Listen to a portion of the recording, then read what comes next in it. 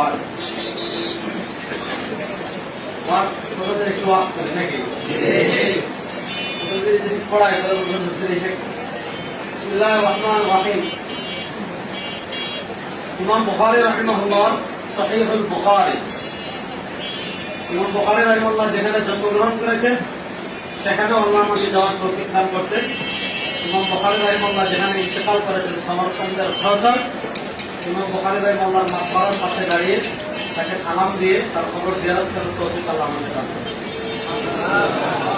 ইমাম বুখারী রাহিমাহুল্লাহ Memorial complex এটা হল সমরকন্দ থেকে প্রায় 40 কিলোমিটার দূরে হবে। আমার একটা সফরনামা আছে ইমাম বুখারীর দেশে, ইমাম বুখারীর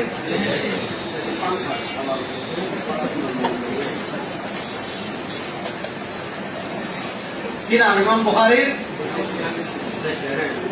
সেখানে ইমাম বুখারী রাহিমাহুল্লাহ জীবনী নিয়ে কি নানা দিক নিয়ে আলোচনা করা হয়েছে, আপনারা সেটা পড়তে পারেন।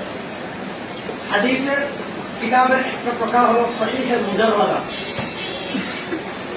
হাদিসের কিতাবের একটা প্রকার হলো কি সহিহ অর্থাৎ মুসান্নিফ যেখানে শুধু সহিহ হাদিসগুলো জমা করবেন, মুসান্নিফ যেখানে শুধু কি করবেন সহিহ হাদিসগুলো। সহিহ মুজাররাদা একটা উল্লেখযোগ্য কিতাব হলো সহিহুল বুখারী। ইমাম বুখারী রাহিমাহুল্লাহর কিতাব যেমন সহিহ মুজাররাদার কিতাব, তেমন ইমাম বুখারী রাহিমাহুল্লাহর কিতাবটা হলো মুতালাক্কা বিল কবুল অর্থাৎ উম্মাহ ইমাম বুখারী রাহিমাহুল্লাহ এই সহিহ বুখারীকে ইমাম বুখারী রাহিমাহুল্লাহর যুগ থেকেই সবাই ব্যাপকভাবে এটা কবুল করেছে।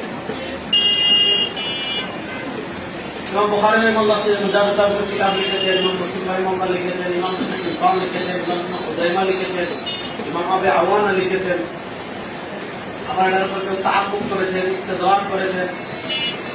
কিন্তু অনেকে শর্ত লাগিয়েছে, কিন্তু শর্ত পূরণ করতে পারেন। ইমাম ইবনে খুযাইমা পূর্ণ করতে পারেননি, ইমাম ইবনে হিব্বান পূর্ণ করতে পারেননি, আবু আওয়ানা পূর্ণ করতে পারেননি, হাকিম নিশাপুরী পূর্ণ করতে পারেননি। কিন্তু সহিহ মুজাররাদার শুরু সংখ্যা করে সহিহ হাদিস নির্ভর মানে সবগুলাই